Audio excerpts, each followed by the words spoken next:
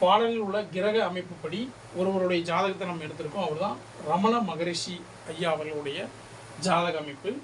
அவர் துலா லக்னம், ஈராறு குடையோன் வாக்கில் அப்படின்னா 12 குடைய புதன் பகவான் வாக்கில்னா 2ல் இருக்கிறாரு.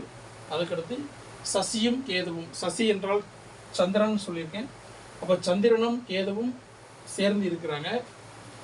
ஓராரம் 3ல் சார்ந்திட, ஓராரம் 3ல் அப்படின்னா 6 3 9. அப்போ சசியும் கேதுவும் ஓராரம் 3ல் சார்ந்திட, 2 பேரும் கேதுவும் சந்திரனும் சேர்ந்து 9ஆம் இடத்தில் இருக்க, கதிர் பார்க்க, சூரியன் பார்க்க, சூரியன் 7ஆம் பார்வையாக பார்க்கிறார்.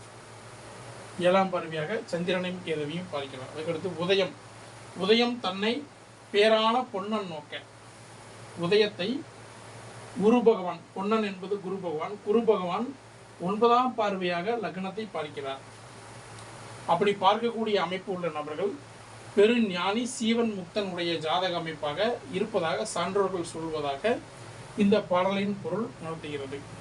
இந்த பாடலை பற்றிய விளக்கங்கள் கொடுக்கப்பட்டுள்ளது. மீண்டும் அடுத்த பதிவில் சந்திப்போம். நன்றி, வணக்கம்.